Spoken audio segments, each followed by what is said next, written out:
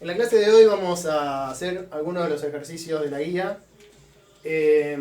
Aquellos que alguna pregunta me hayan hecho o algunos que me parezca relevante a mí. Este creo que es el 79 de la guía vieja o 96 de la nueva, que dice un motor jala una caja de 200 kilogramos por una superficie plana. Dice, si el coeficiente de fricción entre la caja y la superficie es 0,6, encuentre cuánta potencia debe entregar el motor para mover la caja a una velocidad constante de 10 metros sobre segundo. Y después dice, ¿cuánto trabajo efectúa el motor en 3 minutos? Bueno, no importa eso. El tema de acá es este. Este sería como el dibujo, ¿no? Y suponemos que el motor lo tira desde allá, lo jala desde allá. Y la clave acá estaba en que dice que tiene una velocidad de 10 metros sobre segundo. Entonces, ¿qué significa eso? Que si la velocidad de 10 metros sobre segundo significa que la aceleración es cero. Entonces, cuando hacemos el diagrama de cuerpo libre, tenemos la normal y el peso, la fuerza con la que es tirado por el motor, que yo le puse la fuerza F, y por otro lado la fuerza de rozamiento dinámico, que se opone obviamente a la velocidad como siempre. Y acá dibujé el sistema de referencia que vamos a usar. Como siempre, en el eje X tenemos el peso y la normal. Como vamos a tener una fuerza de rozamiento dinámica que quiero saber cuánto vale, es relevante calcular el peso, calcular la normal. Entonces decimos que el peso es menos 2000 newtons y como el peso menos la normal es 0, la normal es 2000 newtons. ¿Ok? Y acá viene el temita, una de las cositas que hacía ruido de este problema, y es que, aunque no me lo dicen explícitamente, al decirme que la velocidad es 10 metros sobre segundo, en el eje X la aceleración es 0. O sea que la suma de las dos fuerzas, que es la fuerza que aplica el motor y la fuerza de rozamiento dinámica sumadas, tienen que dar 0. Porque la suma de las fuerzas es igual a la masa por aceleración. ¿Y cómo calcular la fuerza de rozamiento dinámica? No sé, porque es igual al coeficiente de rozamiento dinámico por la normal y el sentido es opuesto al de la velocidad. O sea que vale 0,6 por 2000 negativo. La fuerza de rozamiento dinámica es menos 1200 newtons, o sea que la fuerza que está haciendo el motor es 1200 newtons. El tema acá es que nos piden calcular la potencia. Lo voy a volver a leer. Dice, ¿cuánta potencia debe entregar el motor? Ok. Entonces, la potencia habíamos visto que era el trabajo sobre el tiempo. ¿Está bien? Era el cociente entre trabajo y tiempo. O si estaban consumiendo energía, sería la energía dividido el tiempo. Como se suele hacer cuando uno consume energía eléctrica o lo que sea. Y a su vez trabajo era el desplazamiento que hizo algún objeto multiplicado por la componente de la fuerza en la dirección de ese desplazamiento. Entonces decíamos que era el módulo de fuerza por el módulo de distancia por el coseno entre ambas, ¿no? O sea, dividido tiempo esto de acá. Entonces, el tema acá es cómo calcular la potencia si no me estaban dando un trabajo y un tiempo. Pero como dije en la clase pasada, la potencia es de alguna manera la velocidad con la que se hace el trabajo. Y justamente, fíjense que si yo tengo que trabajo era fuerza por distancia dividido tiempo, en este caso ni hablo del coseno porque son colineales, ¿no? O sea que el ángulo vale 0 y el coseno de 0 es 1. O sea que me queda fuerza por distancia sobre tiempo, pero a su vez distancia sobre tiempo es justamente lo que llamamos velocidad en este caso porque la velocidad es constante. O sea que en este caso la potencia... este es el que no anda. Bueno. La potencia en este caso del motor es igual a la fuerza. ¿Cuánto era la fuerza del motor? 1200 newtons. Por la velocidad a la que se mueve ese objeto, que es 10 metros sobre segundo. ¿Está bien? Entonces esto es 12.000 watts. ¿No? Newton por metro es joule y joule sobre segundo es watts. O sea, 1200 por 10 es 12.000 watts. Si quieren verificar que esto es así, hagan un ejemplo. Por ejemplo, digan, bueno, a ver, ¿cuánto sería el trabajo que hace en 10 segundos? ¿No es cierto? Entonces, lo primero que hago es decir, bueno, si se mueve a una velocidad de 10 metros sobre segundos, en 10 segundos se movió 100 metros. Entonces calculen eso, después lo dividen por 10 segundos y van a ver que efectivamente da 12.000 watts. Y si no están convencidos, hagan cuánto se movió en 15 segundos. Si hacen la cuenta para 15 segundos, cuánto se desplazó en 15 segundos, dividido 15 segundos, y van a ver que la potencia de todas maneras es 12.000 watts. ¿Está? Y la otra cosa que preguntaban era cuánto trabajo efectúa el motor en 3 minutos. Bueno, cuánto trabajo hace el motor en 3 minutos, lo único que hay que hacer es trabajo. Nosotros sabemos que la fuerza del motor es 1200 newtons. 1200 newtons. Y habría que ver qué desplazamiento hubo en 3 minutos. O, de otra manera, como potencia es trabajo sobre tiempo, podemos poner que trabajo es potencia por tiempo y directamente lo podemos calcular de esa manera. Entonces, potencia era trabajo sobre tiempo. Trabajo va a ser potencia por tiempo, o sea que va a ser esos 2.000 watts, 12.000 watts, perdón. Y por... ay, me olvidé cuánto era. 3 minutos. 3 minutos son 6 por 3, 180 segundos. Trabajo es potencia multiplicado tiempo. ¿Ven? Entonces, como watt era joule sobre segundo, watt por segundo es joule, y 12.000 por 180,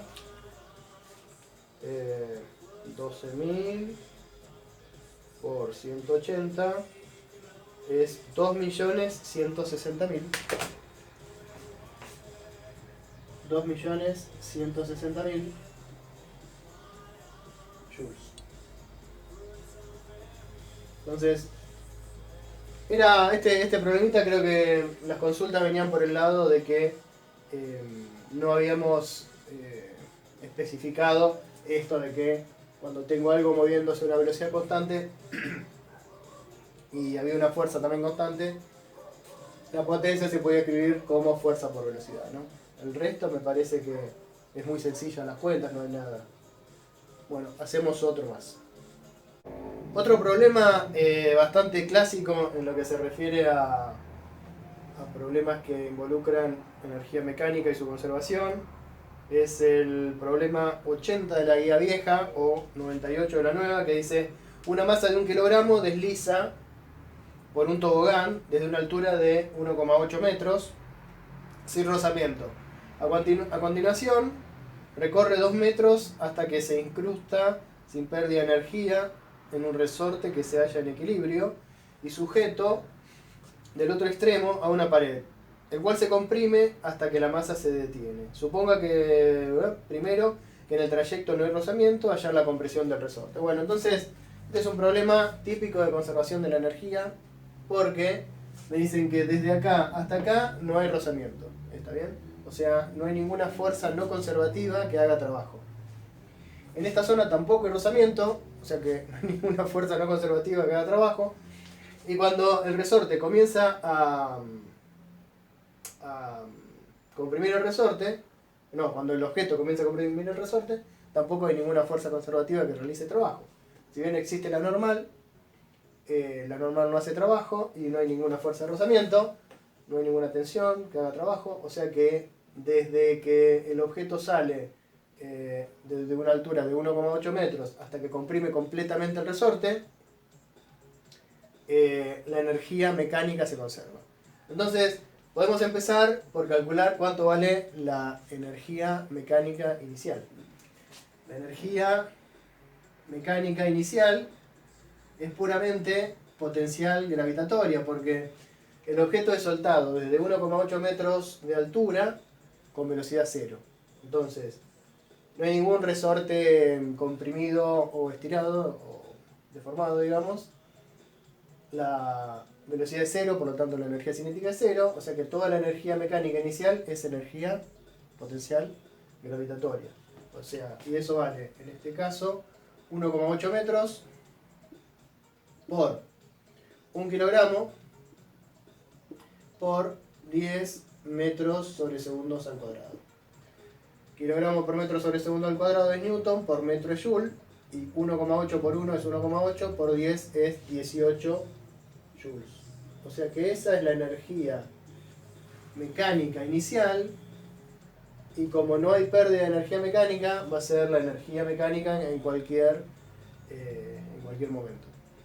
El problema no lo pide, pero por ejemplo, una cosa que se podría pedir, que se pide generalmente en los exámenes, es calcular la velocidad en distintos puntos. Por ejemplo, si yo quisiera calcular la velocidad acá, cuando el objeto está por ahí, podría decir, bueno, en ese punto, dijimos no, la energía mecánica sigue valiendo 18 joules, ¿no? Ahora, en este punto, cuando todavía no llegó al resorte, pero ya está a una altura 0, ahora la energía, lo voy a escribir con rojo, la energía mecánica en el punto 2, por decir algo, la energía mecánica en el punto 2 es puramente ahora cinética. Todavía no llegó al resorte y la altura ahora es 0. O sea que ahí vale 1/2 de 1 kilogramo por la velocidad en el punto 2. Vamos a poner, no vamos a poner el punto 2, vamos a ponerle el punto M. No, M no. Punto J. O sea, la energía mecánica en J. Entonces esto es la velocidad en J al cuadrado. Pero yo sé cuánto vale la energía mecánica en J. La energía mecánica vale lo mismo en cualquier momento. Entonces vale 18 joules. Y esto es igual a 0,5 kilogramos por velocidad en J al cuadrado. Entonces este 0,5 pasa dividiendo. Y me queda 18 dividido 0,5 es 36 joules sobre kilogramo. Y esto me queda raíz cuadrada, o sea que la velocidad en J es raíz cuadrada de joule sobre kilogramo, que es metro al cuadrado sobre segundo al cuadrado, o sea que la velocidad en J es 6 metros sobre segundo. Esto no lo pedía el problema, pero como era fácil calcularlo.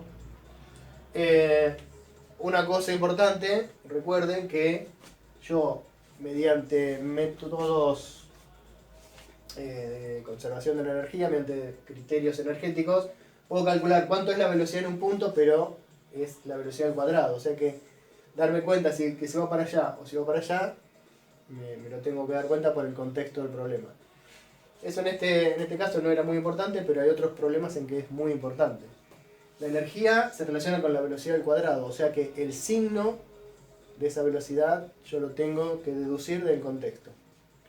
Bueno, lo que sí me pedía, esto era una cosa que agregué yo al problema, no lo pedía el problema, pero lo que sí pedía el problema era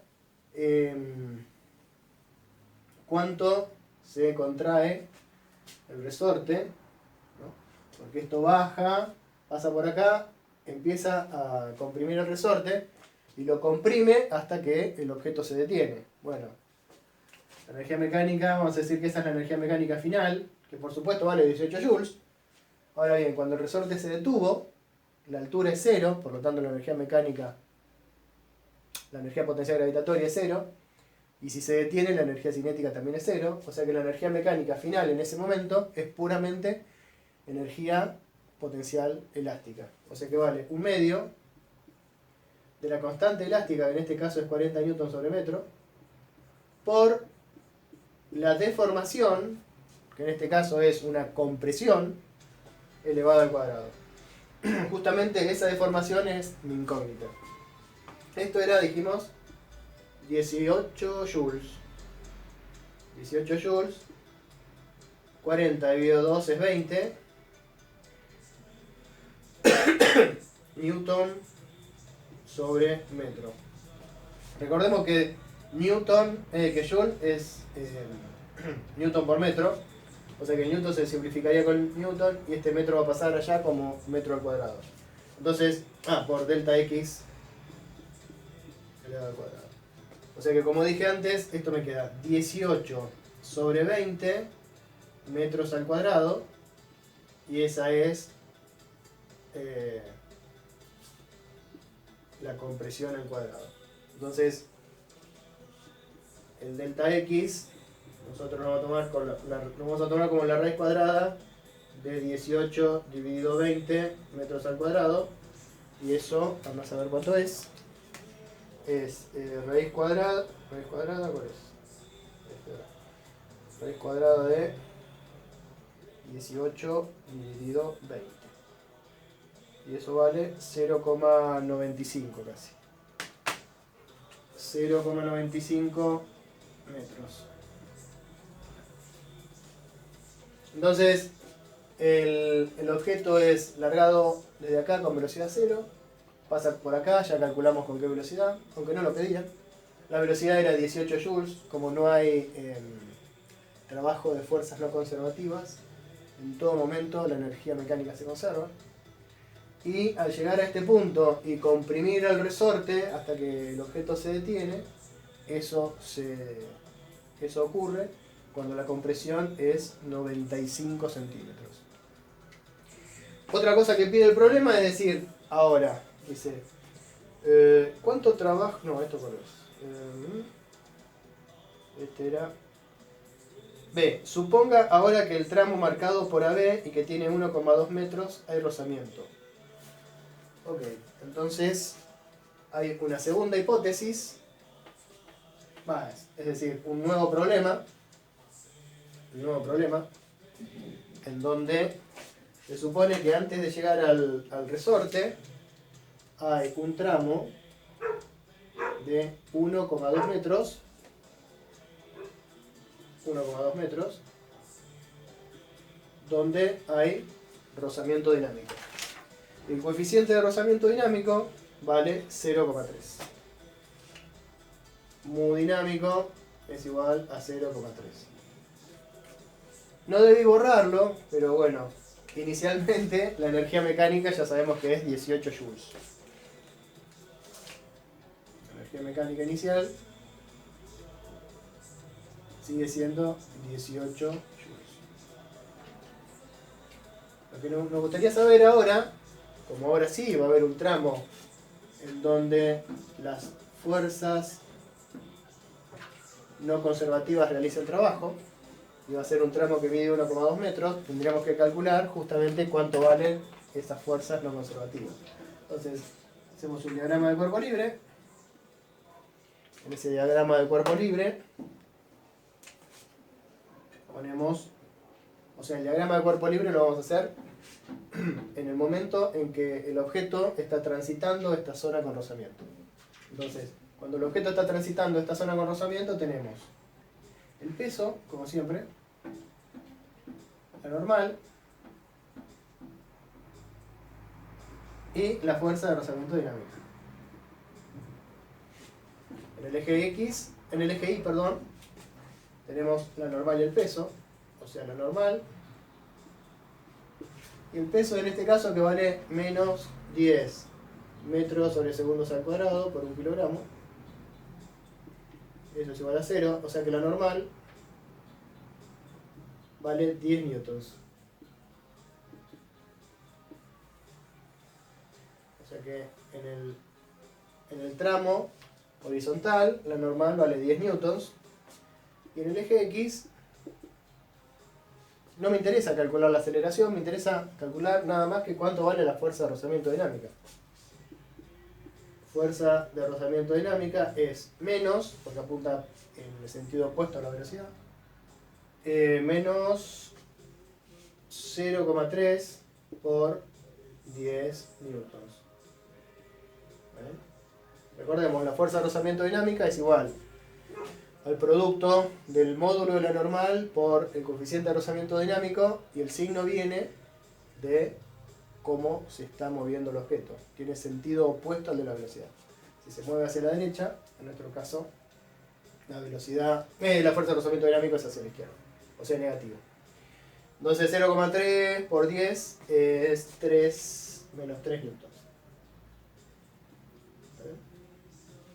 Entonces, en el eje X Este no es un problema de dinámica como los de antes, no nos interesa la aceleración. Nos interesaba saber solamente cuánto vale la fuerza de rozamiento dinámica. ¿Por qué? Bueno, porque el desplazamiento sabemos que es hacia la derecha, horizontal hacia la derecha. La fuerza de rozamiento dinámica es horizontal, es a la izquierda. Por lo tanto, el trabajo de las fuerzas no conservativas, en este caso es menos 3 newtons por 1,2 metros. O sea, 3 por 1,2 es 3,6, o sea, menos 3,6 joules.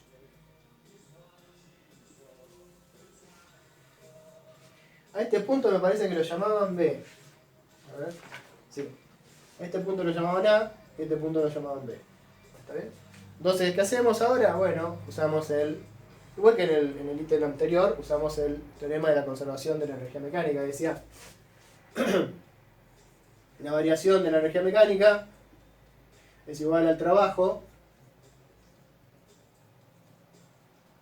de las fuerzas no conservativas. ¿Qué era variación de algo? Era lo final menos lo inicial. Entonces, lo final es el punto B y lo inicial es el punto A.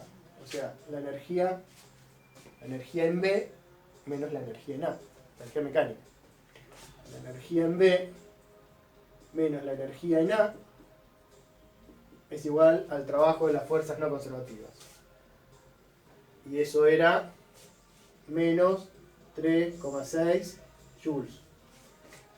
Yo no conozco la energía mecánica en B, pero conozco la energía mecánica en A. La energía mecánica en A era, en todo este tramo hubo conservación de la energía mecánica porque en todo este tramo no hubo trabajo de las fuerzas no conservativas. Tanto en la inicial como hasta A era 18 joules. O sea que la energía mecánica en B menos 18 joules es menos 3,6 joules. O sea que la energía mecánica en B, esto pasa para allá sumando, y es 18 joules menos 3,6 joules. 18 menos 3, 15. Esto es 14,4. 14,4 joules. O sea que la energía mecánica en B es 14,4 joules. Entonces ahora, de acá en adelante, se vuelve a conservar la energía. Pero lo que se conserva es la nueva energía. Los 14,4 joules desde el punto B en adelante se van a conservar. Entonces, cuando se llega al resorte, la energía mecánica final es 14,4 joules. Es 14,4 joules. Pero ahora, esa energía que era cinética puramente, se podría volver, les queda como ejercicio, pueden calcular con qué velocidad llega al punto B, ¿no? Lo único que hay que hacer es suponer que esos 14,4 joules son puramente energía cinética y de ahí deducir cuánto es la velocidad. No lo pide el problema, pero se puede hacer de la misma manera que antes habíamos calculado la velocidad acá y nos daba, creo que 6 metros sobre segundo. Bueno, entonces la energía mecánica final es cuando el objeto comprime el resorte hasta quedar detenido. Y como queda detenido, toda la energía es puramente potencial elástica. Entonces eso tiene que ser igual a 1/2 de la constante elástica del resorte por el delta x al cuadrado. Igual que hicimos antes, pero con otros números. Entonces ahora me queda 14,4 dividido 20 metros al cuadrado. Esto es raíz cuadrada de esto de acá, que es raíz cuadrada de 14,4 dividido 20.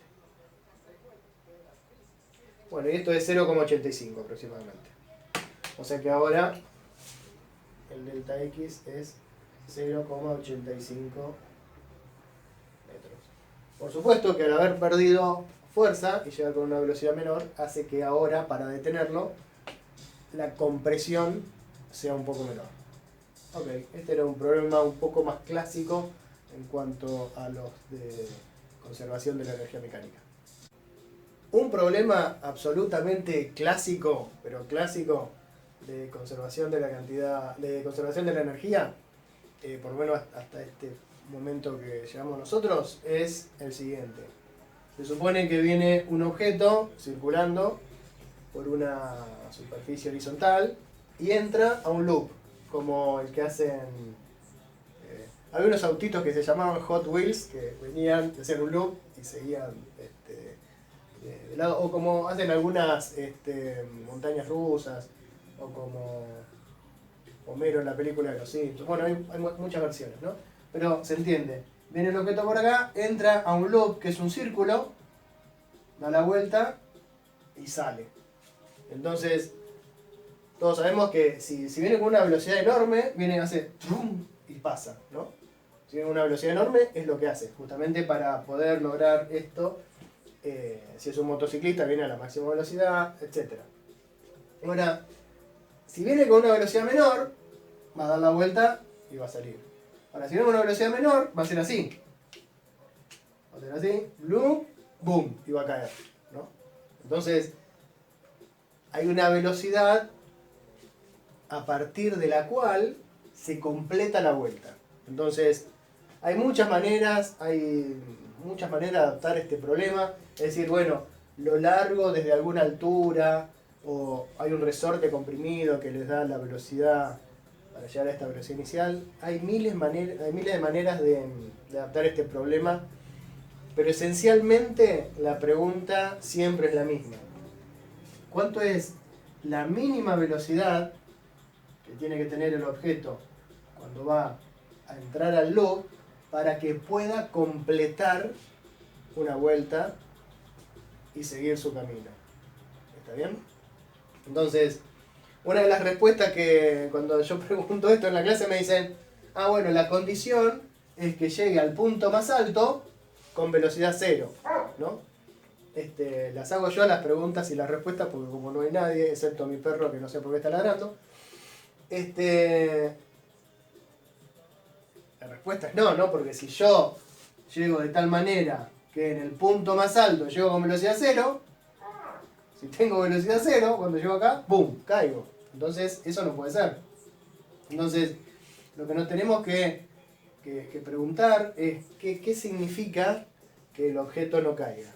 Bueno, que el objeto no caiga significa que en este punto más alto, la normal no sea cero.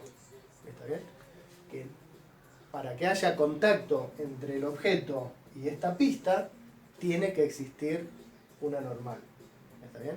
Que era la fuerza de contacto, ¿no? Lo habíamos visto como una fuerza de contacto. Entonces, en el punto más alto,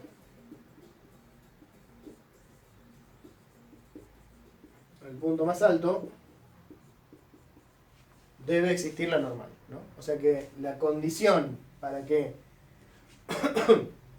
lo que hace la diferencia entre que el objeto siga sobre la pista o que caiga es que la normal sea cero. Entonces yo quiero que en el punto más alto la normal sea distinto de cero. ¿Está bien? Entonces, la condición límite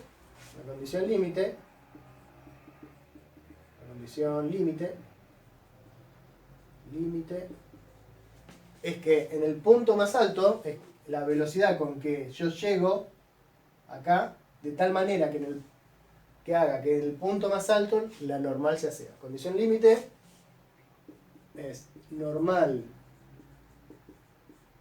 igual a cero en el punto más alto. Entonces yo lo que voy a calcular es la velocidad inicial que tengo que tener al entrar al loop para que cuando llego al punto más alto la normal sea cero. Cualquier velocidad mayor que esa que voy a calcular ahora es la que me permite completar el ciclo. Entonces, lo que yo voy a calcular ahora es la condición límite. La velocidad inicial que tengo que tener acá para que cuando llego al punto más alto la normal sea cero. Entonces, vamos al punto más alto. ¿Cómo es el diagrama de cuerpo libre? ¿Cómo es el diagrama de cuerpo libre en el punto más alto? Y bueno, si yo estoy acá, este es el objeto. Y la normal es 0, la única fuerza que me queda es la fuerza peso. ¿Bien? O sea, que es la masa. Lo que estoy viendo es que en lugar de poner el sistema así, me convendría ponerlo para abajo por algo que les voy a decir ahora. Pero bueno, la única fuerza que hay es la fuerza peso. ¿Está bien? O sea que es 9,8 metros sobre segundos al cuadrado por m. ¿Y eso es igual a qué? Bueno, segunda ley de Newton. Eso es igual a la masa por la aceleración. Ahora bien, cuando estoy en el punto más alto, ¿hay alguna aceleración? Bueno, por supuesto que sí. Porque lo que está haciendo el objeto cuando entró en este loop, que era un círculo, es un movimiento circular. Entonces, instantáneamente, en ese instante, puedo suponer que en ese instante es un movimiento circular uniforme. Entonces, esos 9,8 metros sobre segundos al cuadrado por m, que es el peso, son igual a la aceleración centrípeta por m. O lo que es lo mismo, estos... no, 9,8 no, porque nosotros estamos usando, perdón, nosotros usamos 10 metros sobre segundos al cuadrado, para simplificar las cosas. Entonces, estos 10 metros sobre segundos al cuadrado por m, que son el peso, tienen que ser igual a la fuerza centrípeta. Instantáneamente, en el punto más alto lo consideramos un movimiento circular uniforme. Entonces, ¿qué significa? Bueno, significa que la aceleración centrípeta tiene que ser igual a 10 metros sobre segundos al cuadrado. Ok. Si la aceleración centrípeta es 10 metros sobre segundos al cuadrado, yo puedo calcular con qué velocidad tangencial el objeto llegó al punto más alto. ¿Por qué quiero calcular con qué velocidad tangencial llegó? Bueno, quiero calcular con qué velocidad tangencial llegó porque yo quiero saber qué energía tiene el objeto en este punto más alto. ¿Por qué? Porque la energía mecánica total, la energía mecánica que tenga en este punto más alto, va a ser exactamente igual a la energía mecánica con la que empezó el loop. Porque durante todo el loop no hubo trabajo de fuerzas no conservativas. Entonces, la energía mecánica inicial tiene que ser igual a la energía mecánica en el punto más alto. En el punto más alto yo tengo energía potencial gravitatoria, porque si el radio es 2 metros, la altura es 4 metros, y además tengo la energía cinética. Pero para calcular la energía cinética en el punto más alto, tengo que conocer cuánto vale la velocidad tangencial en el punto más alto. Porque la velocidad es tangencial. Pero, ¿qué relación hay entre la aceleración centrípeta? Esto lo vamos a poner acá para que quede más prolijo. Y lo vamos a recuadrar. ¿Qué relación hay entre la aceleración centrípeta y la velocidad tangencial en un movimiento circular uniforme? Bueno, la aceleración centrípeta por R, la aceleración centrípeta multiplicado R, raíz cuadrada. Bueno, en realidad no me hace falta calcular la raíz cuadrada, porque, ahora vamos a ver por qué. La aceleración centrípeta por R es igual a la velocidad tangencial al cuadrado. ¿Está bien? Entonces, yo voy a calcular la energía mecánica. Yo voy a calcular la energía mecánica en este punto más alto. Vamos a poner acá, en este punto lo vamos a llamar A. La energía mecánica en A. Entonces dijimos, la energía mecánica en A es la altura, o sea, 4 metros por 10 metros sobre segundos al cuadrado, ¿no? Por la masa del objeto. Le hemos puesto que esto estaba a la altura del piso y habíamos dicho que nuestro cero de energía potencial gravitatoria estaba en el piso.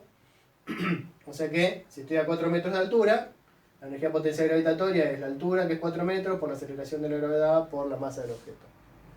Y además tenemos un medio de la masa por la velocidad tangencial al cuadrado. Por la velocidad tangencial al cuadrado. Pero la velocidad tangencial al cuadrado es 10 metros sobre segundos al cuadrado, o sea, la aceleración centrípeta, por R. Por R. O sea que es 2 metros. 2 metros. ¿Está bien? Acá puse 4 metros porque era la altura.